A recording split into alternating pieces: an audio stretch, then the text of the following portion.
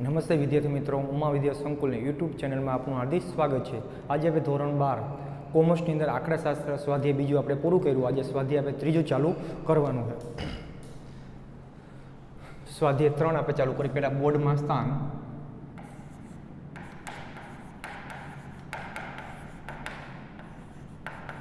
તો બોર્ડની અંદર કેટલા માર્કનું પૂછાય, તો પહેલાં આપણે વિભાગ એ આવે, એમાં વિકલ્પ 1 માર્ક, પછી આવે વિભાગ બી, પ્રશ્નો 1 માર્ક એટલે 1 વાક્યનો, પછી આવે વિભાગ સી,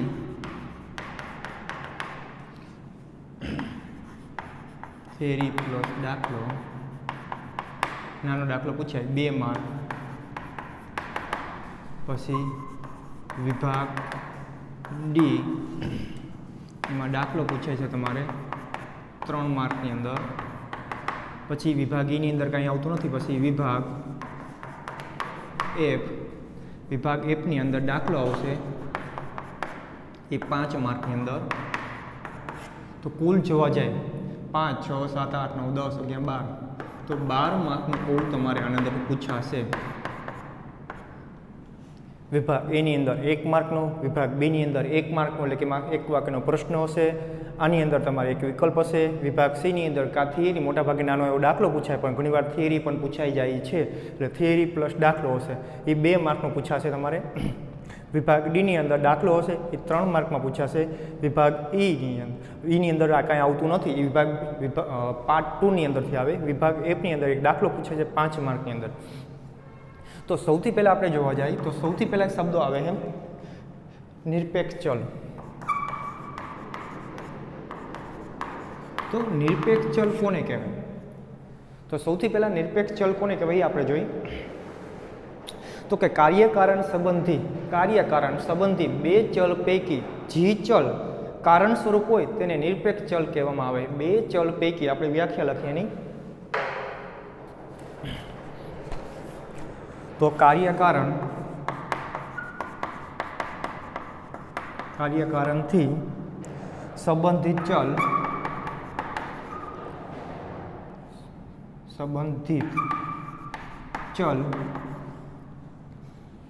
સંબંધિત 2 ચલ પૈકી જે ચલ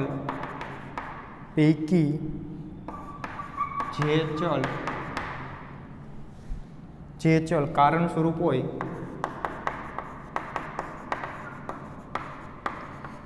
હોય તેને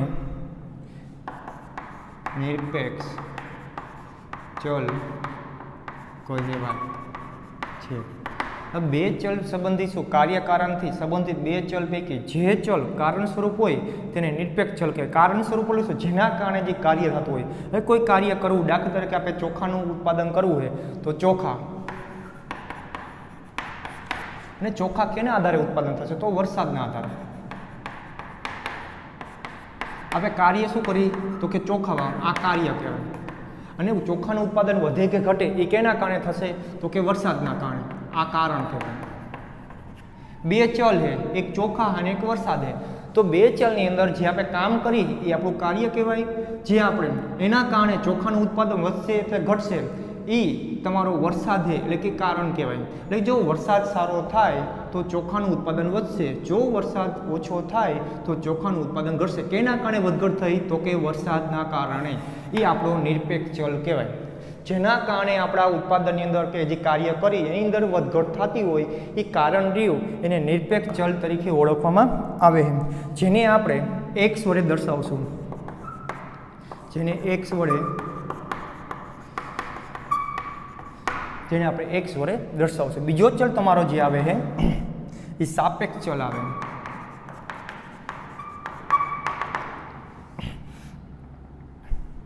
તો એમાં પણ એ જ વ્યાખ્યા, કારણથી સંબંધિત 2 ચલ પૈકી જે ચલ કારણ સ્વરૂપ ને કાર્ય સ્વરૂપ, આમાં આવશે કાર્ય સ્વરૂપ હોય તેને સાપેક્ષ ચલ કહેવાય કે જે હવે જે બે કાર્ય કરી એની અંદર બે ચલ છે, સંબંધિત બે ચલ છે, એની અંદર જે ચલ કાર્ય સ્વરૂપ હોય એ કાર્ય સ્વરૂપ ચલ હોય એને આપણે શું કહીશું તો કે સાપેક્ષ ચલ કહેવાય. તો આની અંદર કાર્ય સ્વરૂપ શું છે? ચોખા છે. જે આપણે કાર્ય કરીએ એ કાર્ય સ્વરૂપ જે ચલ રહ્યો એને આપણે સાપેક્ષ ચલ કહીશું, જેને વાય વડે દર્શાવશું. જેટલી વ્યાખ્યા અહીં લખાવો બધી વ્યાખ્યા તમારે પાકી નોટમાં લખવાની છે. ત્યાર પછી આવશે તમારે નિયત સંબંધો.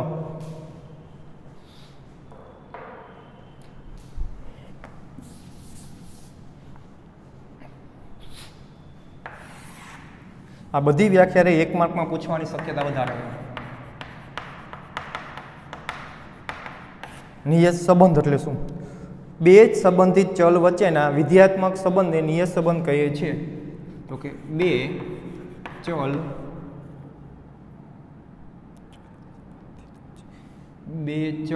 સંબંધિત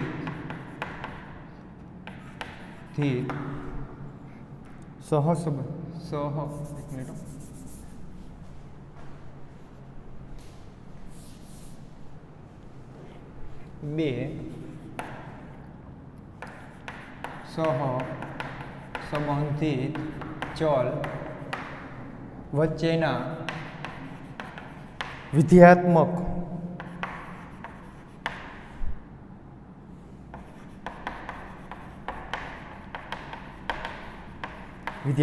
સંબંધને નિયત સંબંધ કહે છે. કેવો સંબંધ કીધો છે? તો કે બે ચલ સહસંબંધિત ચલ એટલે આપણે એક્સ અને બે ચલ છે, એ બે ચલ વચ્ચેનો વિધેયાત્મક સંબંધ એટલે શું કે ગુણાકાર ભાગાકારમાં જે કોઈ સંજ્ઞાની અંદર દર્શાવેલો કોઈ સંબંધ જકડી રાખતો હોય કે જેને આપણે કોઈ સ્વરૂપ આપેલું હોય કે જે રીતે આપણે અવયવ પાડ તરીકે આમ આપેલું એક્સ પ્લસ વાય, આવું કે એક્સ ગુણ્યા વાય, એક્સ ભાંગા વાય, આવું જે બધી સંબંધિત વિધેયાત્મક સંબંધ આપે તો એને નિયત સંબંધ તરીકે ઓળખવામાં આવે છે. ત્યાર પછી આગળ સાપેક્ષ ચલ વાય અને ચલ એક્સના સુરેખ વિધેય તરીકે દર્શાવતા નિયત સંબંધ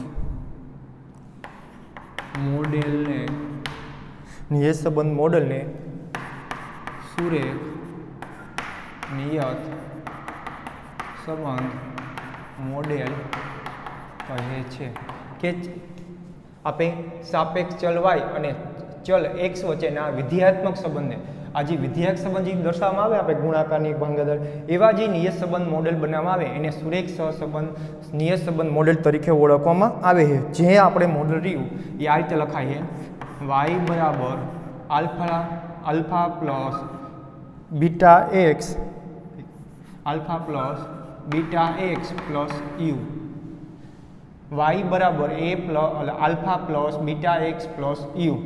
હવે આ તમારું રહ્યું સુરેખ નિયત સંબંધ મોડેલ છે, જેની અંદર તમારે વાય બરાબર સાપેક્ષ ચલ. હવે ઘણીવાર તમારે 2 માર્કની અંદર નિયત સંબંધ મોડેલ જણાવો કે સમજાવો પૂછાઈ ગયેલું છે. જો તમારે 2 માર્કની અંદર પૂછાય તો બધાને સંજ્ઞામાં શું કહેવાય નીચે લખવું પડે. તમારે 1 માર્કની અંદર પૂછાય ખાલી નિયત સંબંધ મોડેલ સમજાવીને મૂકી શકો. પછી એ અને બી આલ્ફા અને બીટા તો એને કહેવાય આપણે અચળાંક કહેવાય ને. અચળાંક એટલે કોઈ પણ સંખ્યા. એક્સ રહ્યો એક્સ આપણો શું છે? નિરપેક્ષ ચલ છે. એ આપણે અગાઉ વ્યાખ્યા જોઈ ગયા. હવે યુ રહ્યો શું છે? મોડેલનો વિક્ષેપ ચલ છે. મોડેલનો વિક્ષેપ જે અંદર વિક્ષેપ કરે ખામી ઉત્પન્ન કરે વિક્ષેપ ચલ છે. y બરાબર alpha plus beta X plus you, એમાં y બરાબર સાપેક્ષ ચલ, x બરાબર નિરપેક્ષ ચલ, a અને b એટલે કે આલ્ફા અને બીટા અચળાંક કહેવાય, કારણ કે આપણે જે સૂત્ર આવશે એની અંદર a અને b લઈ લઈએ આપણે, આની જગ્યાએ a અને b બનાવી નાખે છે.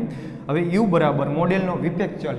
જ્યારે આપણે કહીએ ત્યારે સમજવાનું કે જ્યારે x અને y બે ચલ વચ્ચે સંપૂર્ણ સુરેખ સંબંધ હોય, સંપૂર્ણ એટલે કે બે વચ્ચે સંબંધ સીધો રહેલો હોય, પૂરેપૂરો સંપૂર્ણ સંબંધ હોય, ત્યારે u બરાબર 0 આવે છે, ત્યારે મોડેલની અંદર y બરાબર આલ્ફા પ્લસ બીટા એક્સ જ લેવામાં આવે છે, u લેવામાં આવતો નથી. જો સંપૂર્ણ સંબંધ ન હોય તો આપણું u 0 થતો નથી અને તમારે u અહીંયા લેવો પડે, પણ આપણે જ્યારે સૂત્ર લખાવશું એમાં આપણે ચોખવટ પાડી દઈશું. પછી હવે અન્વયાયોજન નિયત સંબંધ રેખાનું અન્વયાયોજન તમારે દાખલાની અંદર કરવાનું કહીશું.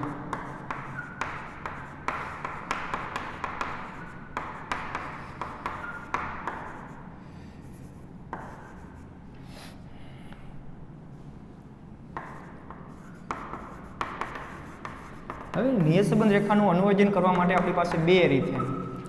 એક વિકર્ણ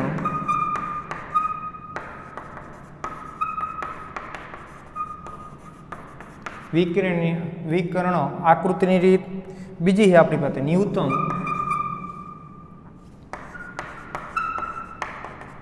વર્ગની રીત. આપણી પાસે બે રીત છે નિયત સંબંધ રેખા. આ નિયત સંબંધ મોડેલ આવ્યું એના ઉપર આપણે નિયત સંબંધ રેખાનું અન્વયાયોજન કરવું પડશે. એના માટે આપણી પાસે બે રીત છે, એક વિકર્ણ આકૃતિની રીત અને ન્યૂનતમ વર્ગની રીત. જે આકૃતિની રીત રહી એ તમારા પરીક્ષા અંદર પૂછાતી નથી. આપણે ન્યૂનતમ વર્ગની રીતે જ 5 માર્કની અંદર દાખલો તમારો પૂછાય છે, અને 3 માર્કની અંદર એવો જ દાખલો છે પણ નાનો પૂછાય છે તમારે. હવે આગળ હવે આપણે જોવા જઈએ તો ન્યૂનતમ વર્ગની રીતે આપણે બે રીત યાદ રાખવાની છે કે નિયત સંબંધ રેખા મેળવવાની અવયવની રેખા રીતો કેટલી છે, વિકર્ણ આકૃતિની રીત અને ન્યૂનતમ વર્ગની રીત. ત્યાર પછી આવા જોઈએ કે આનો ઉપયોગ ક્યાં થાય. નિયત સંબંધના અભ્યાસની રીતનો ઉપયોગ ક્યાં થાય તો કોઈ પણ બે ચલ વચ્ચે, દાખલા તરીકે ચોખા અને વર્ષા લીધું, બે ચલ વચ્ચે સંબંધ શું રહેલો હોય જાણવા માટે આપણે ઉપયોગ કરીએ છીએ. નિરપેક્ષ ચલ એક્સની જ્ઞાત કિંમત પરથી કે આપણી પાસે એક્સની કિંમત છે આપણી પાસે, તો એના ઉપરથી આપણે વાયની કિંમત ગોતવી હોય કે આપણે શું કીધું, એક્સની કિંમત જ્ઞાત એટલે આપણે જાણતા હોય તો અજ્ઞાત વાયની કિંમત આપણે મેળવી શકીએ છીએ, જે આપણે દાખલામાં ગોતવાની આવશે. પછી નિયત સંબંધ મદદથી નિરપેક્ષ ચલ એક્સની કિંમતમાં થતા એકમમાં ફેરફારથી સાપેક્ષ ચલ વાયમાં થતો અંદાજિત ફેરફાર જાણી શકાય. કે આની અંદર એક્સની અંદર તમારે જો કોઈ પણ એકમનો અંદાજિત ફેરફાર થતો હોય, અંદાજ એટલે કોઈ પણ ફેરફાર થતો હોય તો વાય તમારો નિરપેક્ષ ચલની અંદર શું ફેરફાર થાય એ પણ તમે જાણી શકો છો. નિયત સંબંધ રેખા તમારી પાસે જે અગાઉથી તમે ભવિષ્યનું આયોજન કર્યું હોય એ પ્રમાણે કોઈ વસ્તુ હોય, દાખલા તરીકે તમે કોઈ વસ્તુનું ઉત્પાદન કરતા હોય, ચોખાણ હોય કે કપાસનું હોય કે આપણા વર્ષની અંદર આનો ભાવ આ રહેશે એવું આપણે અનુમાન કર્યું, પણ એ ભાવ નથી રહ્યો અને બીજો કઈ ભાવ એમાં તૂટી શું આવી કે આપણે જે નક્કી કર્યો તો એ ભાવ ને ખરેખર કયો ભાવ આવ્યો છે એ ભાવની અંદર તૂટી ખામી શું રહેલી, ખામી પણ આપણે જાણી શકીએ છીએ. ત્યાર પછી તમારો પોઈન્ટ આવે છે નિયત સંબંધ વિશ્વતાનો આંક.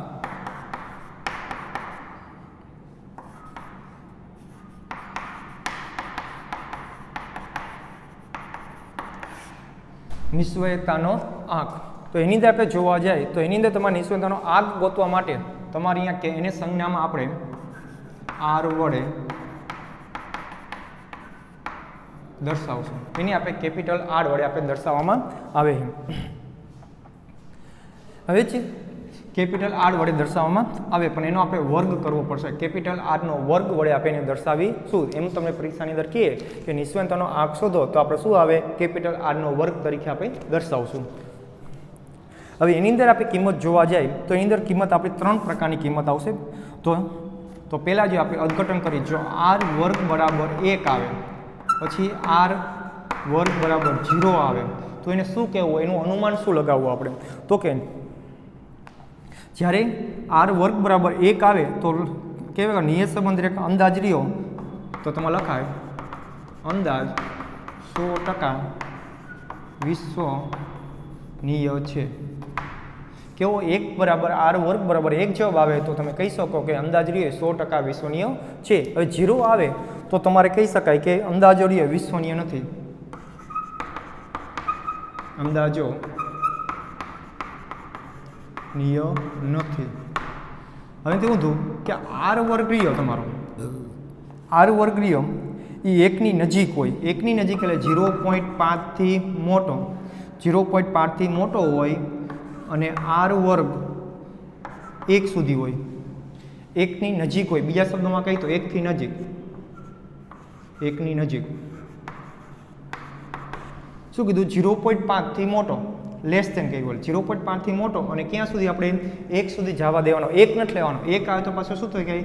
100% વિશ્વનીય થઈ જાય. હવે એવું આવે તો કહી શકીએ કે આપણું નિયત સંબંધ રહ્યું એ અંદાજો વિશ્વનીય છે. 100% વિશ્વસનીય ન કહી શકાય, આપણે ખાલી વિશ્વનીય છે એવું કહી શકીએ.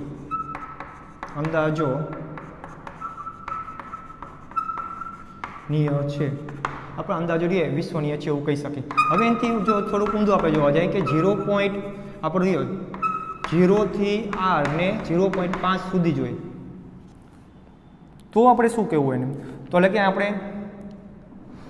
એટલે કે 0ની નજીક હોય, 0.5 આવે તો પણ આપણે અંદાજો વિશ્વનીયમાં જ લઈ લેવાનો. તો આપણે કહી શકીએ કે નહીં, યોગ્ય નથી, ધારણા રહી એ યોગ્ય નથી, વિશ્વનીય નથી એવું ન કહી શકીએ. કે એવું કહી શકીએ કે આપણે ધારણા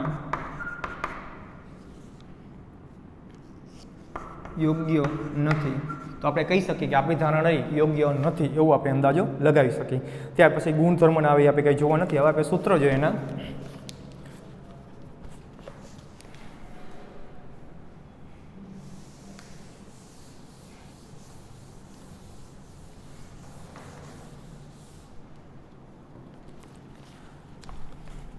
હવે તમને એમ કહે સૌથી પહેલાં કે y ની x પરની નિયત સંબંધ રેખા, તમને દાખલાની રકમ એમ કહી છે કે નિયત સંબંધ રેખા મેળવો. તો એ મેળવવાનું કહીએ તો એને આપણે નિયત સંબંધ રેખાનું સમીકરણ પણ કહેવાય, આને સમીકરણ પણ કહેવાય. નિયત સંબંધ રેખાનું સમીકરણ અથવા નિયત સંબંધ રેખા મેળવો એવું પણ તમને કહી શકાય. તો તમારે આવશે y કેપ બરાબર a પ્લસ bx. આની અંદરથી જ આલ્ફા રહ્યો અહીંયા a થઈ જાય અને બીટા રહ્યો અહીંયા b થઈ જાય, x નો એક u તમારો નીકળી જાય. તો y કેપ બરાબર a પ્લસ bx. હવે આની અંદર આપણે જોવા જાય તો સૌથી પહેલાં આપણે b ગોતવા પડશે. તો b ને આપણે શું કહેવાય? હવે આની અંદર આપણે લખી પહેલાં તો b ને શું કહેવાય એ આપણે જોઈ. y કેપ એટલે નિયત સંબંધ રેખા, e એટલે શું અને b એટલે શું? એ એટલે નિયત સંબંધ રેખાનો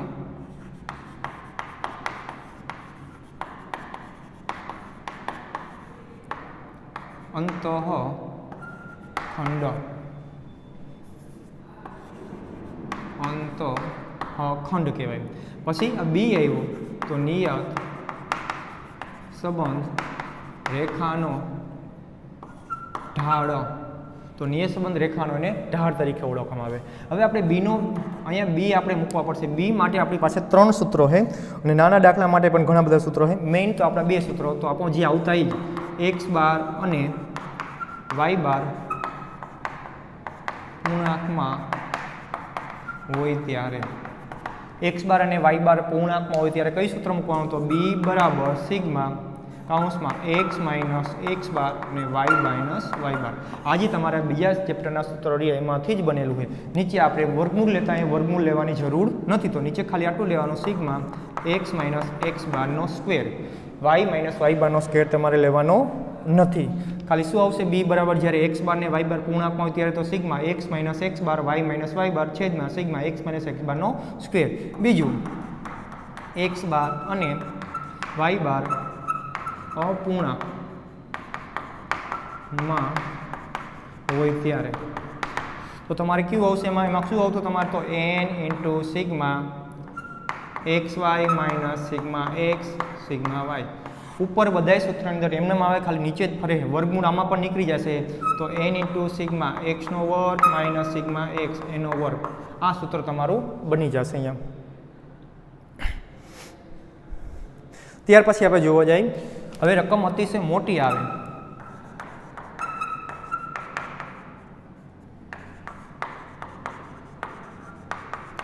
હોય અથવા પોઈન્ટમાં હોય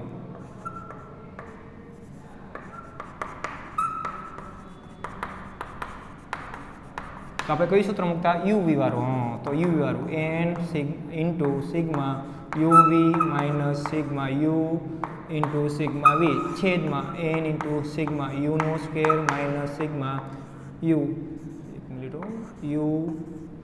યુનો સ્ક્વેર આ સૂત્ર તમારું લાગુ પડશે.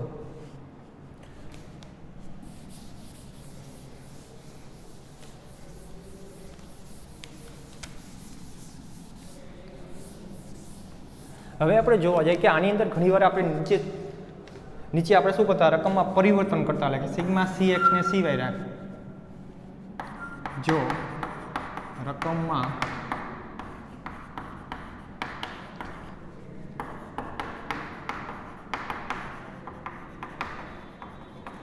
હવે આની અંદર તમને યુ ને વીનું સૂત્ર તમને યાદ છે તો આપણે યુનું સૂત્ર શું આવતું યુ બરાબર એક્સ માઇનસ એ અને વી બરાબર આવતું વાય માઇનસ બી આ સૂત્ર હતું આપણું. હવે રકમમાં પરિવર્તન કરવામાં આવે તો આપણું શું સૂત્ર થાય તો કે બી બરાબર N into sigma U V minus sigma U into sigma V છેદની અંદર એન ઇન્ટુ સિગ્મા યુનો સ્ક્વેર માઇનસ સિગ્મા યુ એનો square.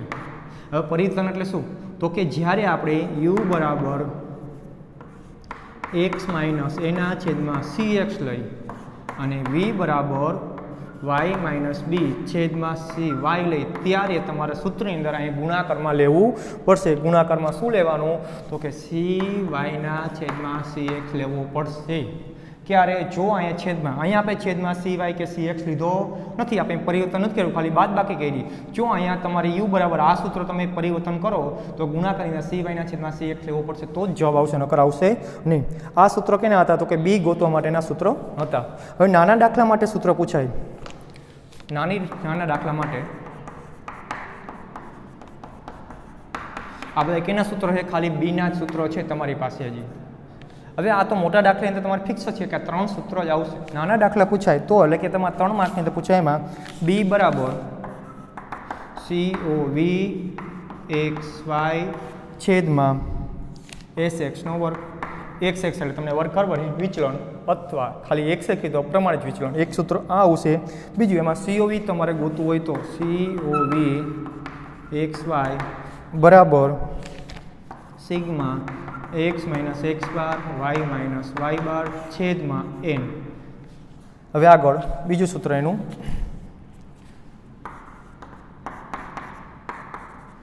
Sigma X minus X bar Y minus Y bar છેદની અંદર એન ઇન્ટુ એસ એક્સનો square. હજી બીજું સૂત્ર એનું એમાં ઘણા બધા સૂત્રો છે. બી બરાબર સિગ્મા એન ઇન્ટુ સિગ્મા એટલે એન નહીં આવે આમાં sigma X Y minus N into X bar into Y bar છેદની અંદર એન ઇન્ટુ એસ એક્સનો સ્ક્વેર.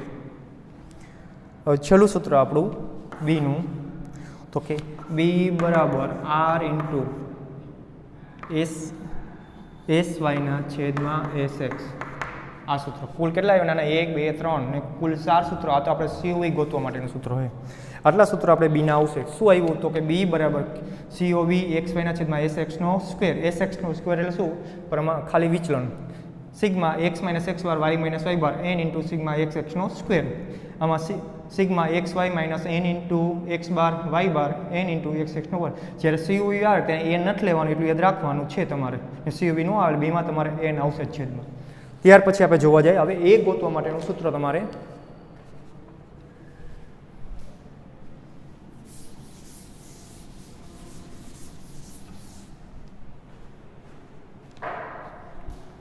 હવે આપણે બી ગોતવા માટે સૂત્રો મોટા દાખલાની અંદર 1 2 3 અથવા તો આ પરિવર્તન થાય તો આ સૂત્ર પૂછી શકશે. એટલે કે એની અંદર તમારે બીની અંદર એ સૂત્ર પૂછાય છે. હવે બી તમારું મળી જાય પછી તમને એ મળશે તો એનું સૂત્ર આવશે તમારે y બાર માઇનસ બી x bar y bar minus બી એક્સ બાર. વાય બારનું સૂત્ર તમને ખબર છે સિગ્મા વાયના છેદમાં એન અને એક્સ બારનું સૂત્ર ખબર છે સિગ્મા એક્સ છેદમાં એન. બી એટલે બી તમને અહીંથી મળશે આ સૂત્ર મૂકવાથી. જ્યારે તમને પૂછાય કે નિયત સંબંધ રેખાનું સમીકરણ અથવા નિયત સંબંધ રેખા મેળવો તો સૌથી પહેલાં તમારે શું ગોતવું પડશે? તો સૌથી પહેલાં તમારે x બાર ને y બાર ગોતવો પડશે. x બાર y બાર ગોતશો તમને ખબર પડશે કે આમાંથી કયું સૂત્ર ઉપયોગ થશે. પછી તમારે b ગોતવો પડશે, b ગોતાઈ જાય પછી તમારે a ગોતવો પડશે, a ગોતાઈ જાય પછી તમારે લખવાનું નિયત સંબંધ રેખાનું સમીકરણ. આ સમીકરણ લખવાનું, a અને b ની કિંમત મૂકીને તમારે આગળ દાખલો ગણવાનો. પહેલાં x બાર y બાર, પછી b, પછી a અને પછી a y કેપ ગોતવાનો. ત્યાર પછી આપણે જોવા જઈએ તો આપણે હમણાં જોયું હતું નિયત સંબંધ રેખાઓ આપણે સૂત્ર જોયું હતું તો કે નિસ્વાયકતાનો આંક.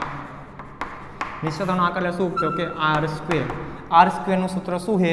તો આપણો જે સ્મોલ r છે ને એનો સ્ક્વેર કરવાનો. આ સૂત્ર યાદ રાખવાનું આપણે. r સ્ક્વેર એટલે કેપિટલ R સ્ક્વેર બરાબર સ્મોલ r. કે સ્મોલ r ગોતવું હોય તો આપણે બીજું ચેપ્ટર યાદ રાખવાનું. બીજા ચેપ્ટરના બધા સૂત્રો આપણે યાદ હોવા જોઈએ. પહેલાં r ગોતી લેવાનો, પછી તમારે r સ્ક્વેર કરીને અહીંયા જે જવાબ આવે મૂકીને એનો સ્ક્વેર કરવાનો એટલે તમારે નિસ્વનતાનો આંક મળી જાય. જો તમારે દાખલાના રેખમાં એમ કે નિસ્વનતાનો આંક ગોતવો અથવા મોડેલ કેટલું વિશ્વનીય છે એ જણાવો તો તમારે નિસ્વનતાનો આંક ગોતવો પડશે. અને છેલ્લે તમારું આવશે ત્રુટિનું સૂત્ર કે તમે અંદાજ લગાવ્યો અહીંયા. અહીં કિંમત તમને મળી આ મૂકવાથી અંદાજ લગાવ્યો એ બરોબર છે કે એમાં કેટલી ખામી રહી એ ગોતવા માટે તમારે ત્રુટિનું સૂત્ર આવશે. ત્રુટિ અને આપણે e કહીશું. e બરાબર y માઇનસ y કેપ. આટલા સૂત્રો તમારે યાદ રાખવાના છે. ત્રુટિ બરાબર y માઇનસ y કેપ. આની અંદર તમારો બીનો જવાબ ગમે એટલો આવી શકશે પણ આરનો જવાબ રહ્યો એ આરનો જવાબ 0 થી 1 જ આવશે. 0 થી 1 ની વચ્ચે જ અથવા 0 અથવા 1 જવાબ તમારો આવશે. આટલા સૂત્રો તમારે લખી જે અગાઉ મેં વ્યાખ્યા લખાવી વ્યાખ્યા લખીને તમારે પાકી નોટમાં સૂત્રો લખીને પાકા કરી રાખવાના છે. પછી આપણે આગળ કારણ કે દાખલા હવે પછી નેક્સ્ટના જ્યારે મળશો ત્યારે આપણે દાખલા ગણાવશું. વસ્તુ